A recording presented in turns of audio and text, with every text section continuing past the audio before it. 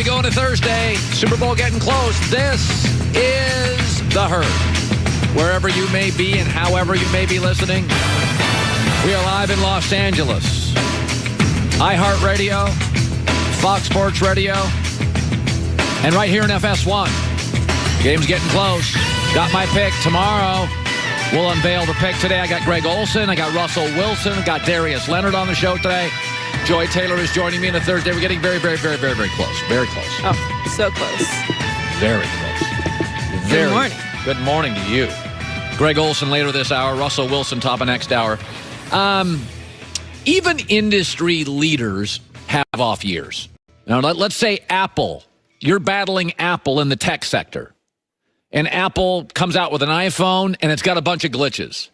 Apple is vulnerable. This is time for Apple's rivals to take advantage. Let's say you're an automaker, and you're battling a Ford or a Chevy or a GM, one of these great companies, and they have a major recall. They have a brake pad issue. They are vulnerable. You're the number 2 sales guy in your workforce, and the number 1 sales guy is going through a divorce. He got a DUI. He's vulnerable. He's wobbling. This is your year. Even industry leaders are vulnerable, have off years, have controversies in every business, even football. I know you hate the Patriots. I don't, but I know most of you do. I just want you to realize this was the year to knock them off. Okay, they finally had a controversy. Okay, they haven't had a controversy like this in 18 years. They finally had one. Belichick, Brady, first big argument. He slept on the couch.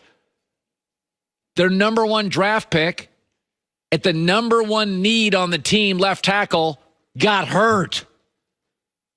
The guy protecting Tom Brady, the rookie from Georgia, got hurt, never played. Major issue. They had to scramble, make a trade with the 49ers. The veterans, many of them, important veterans, Danny Amendola, Deion Lewis, Malcolm Butler, they all left at once in free agency. Whoa, these were good players. And they all left. Julian Edelman was suspended for 4 games. He was out for all of September and coming off an ACL. We just didn't know how good he was going to be. You had the Josh Gordon distraction. That was just a mess that really, the Pittsburgh game, you were like, what's wrong with New England? I mean, it literally disrupted a game for them. And then, a week ago, you had to play a road playoff game. Talk about an obstacle. I mean, this was the year to beat them. Tom Brady talked about this the other day. This has been roadblock after roadblock. It's never linear. I mean, I guess you have a few years in there, and I can think of a few in our team history that just kind of went like, obviously, the 07 team. And 2010, I thought we had a great team. We lost to the Jets in the playoffs. And there's some other years that are just, you gotta fight and claw. 2001 was like that. This year has been like that. But here's the problem for the rest of the NFL. None of those problems, the controversy, the number 1 draft pick that didn't play, the veterans that all left in free agency, Edelman being suspended for September, the Josh Gordon mess, having to play a road game in the playoffs against the MVP quarterback, they probably don't face any of those next year. My guess is they're not going to have their second big distraction, their second big Brady-Belichick beef. They've got 12 draft picks. Really 14 if you count the 2 picks last year that won starting jobs and got hurt. There's no big free agent losses looming other than maybe Trey Flowers, and I think they pay for him. Gronk is leaving, said as much yesterday. That'll free up cap space. And the Jets and the Dolphins have new systems. That takes a little bit. So that probably takes those teams to October, early November. New coach, new system, new offense, new defense to kind of be upright and formidable. Folks, this was the year. And they're in the Super Bowl, and they're favored by a field goal, and even the sharps in Vegas, all 9 of the biggest bets are on New England.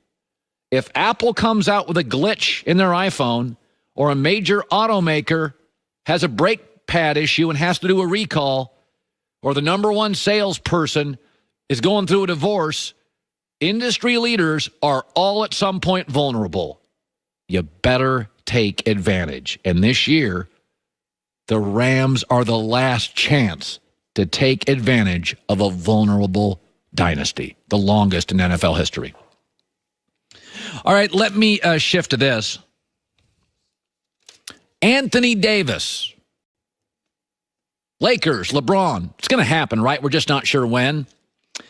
Well, according to reports, the Pelicans general manager, Dell Demps, is not picking up the phone.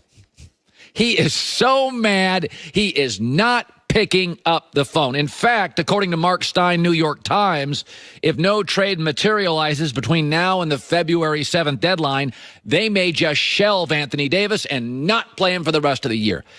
Oh, boy. There are several stages of divorce. There's the yelling and screaming stage. There's the bitterness stage. There's the simmering stage. And then there's the acceptance stage. They are clearly in the bitterness stage. The general manager will not pick up the phone. They're thinking if a trade doesn't get done, they're not even going to play Anthony Davis. They're not even to the simmering stage yet. They're in the bitter stage. Maybe no yelling and screaming, but they're in the bitterness stage. Pelican fans never forget this. NBA already bailed you out once. Chris Paul deal. Okay, just remember that. And you have to remember this for people in New Orleans. In every league, college or pro, there are destinations with historic advantages. LSU football will forever be more attractive place than Missouri football or Kentucky football or Vanderbilt football. Forever. 100 years from now, LSU will be a cooler place to play college football than Missouri, than Mississippi State. I'm not saying those programs aren't good, but it'll always be cooler. By the way, in the NFL, Green Bay and Buffalo will never be top free agent markets. One's been to 4 Super Bowls, lost all of them, but got to 4, and Green Bay won it with Favre, they won it with Bart Starr, and they won it with Aaron Rodgers. They've had to overcome that. New Orleans is never going to be a free agent destination. Either was Cleveland until a kid named LeBron was born in Akron. Either was Orlando, and they got to 2 finals. There are certain absolute truths in college sports. Kentucky basketball is always going to matter more than Oregon State basketball, forever. Alabama football is always going to mean more than Kentucky football, forever. And there are certain markets in the NBA. Sacramento is never going to be a glamour market. New Orleans, Orlando are never going to be a glamour market. But look on the bright side. Anthony Davis gave you a heads up. He's like, yeah, I'm not going to stay here. By the way, the next guy you draft, if he's as good as Anthony Davis, you'll get about 6 years with him, and then he'll also decide, yeah, I'm not going to stay here. You got 6 years with him. Now he's giving you a heads up. So go get 3 or 4 players, 2 or 3 draft picks, reboot. Just because a star leaves, what did you lose in this whole deal? You had him for 6 years. You were 1-8 against the Warriors in the playoffs. You weren't doing anything with him. By the way, the Washington Wizards star got hurt, John Wall. They're better without him. You seen the record last 2 years when he gets hurt? The Boston Celtics got to the Eastern Conference Finals Game 7. This year they got their stars back. Gordon Hayward's clogged everything up. They were better last year. By the way, the Indiana Pacers, Paul George says, I'm out of here. He gave him a heads up. The Pacers front office, Kevin Pritchard did a great job. They're better without Paul George. You just have to come to the realization there are certain truths in sports. The Oakland A's have won a lot of games. It's not where free agents go. The San Antonio Spurs, it's not where free agents go. Doesn't mean he can't win. Green Bay Packers and Buffalo, they've been to, between the two of them, 10 Super Bowls?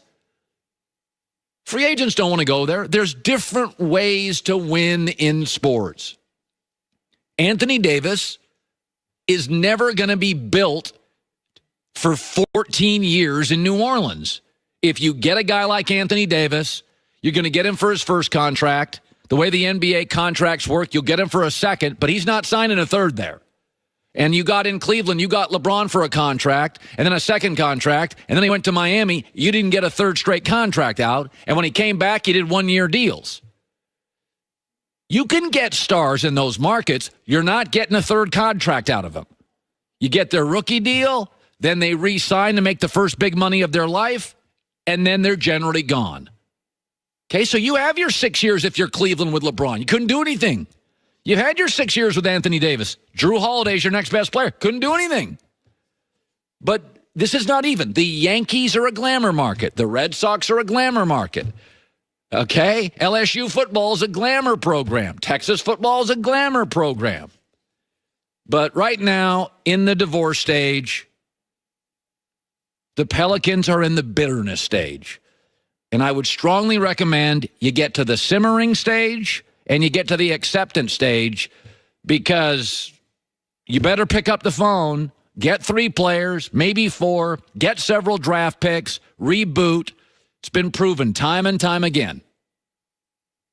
The way you're going to get stars is draft them. You'll get them for 6 years, but you're not getting them for a 3rd contract. Lakers will keep theirs. Yankees can keep theirs. Red Sox can keep theirs. LSU football will keep the best high school players in their state. Just the way the game works. No reason to pout about it. Good show today. Coming up next, Jerry Jones is actually hovering over this Super Bowl and deserves a ton of credit. Yes, Jerry Jones, owner of the Cowboys. That's coming up. Valentine's Day is right around the corner.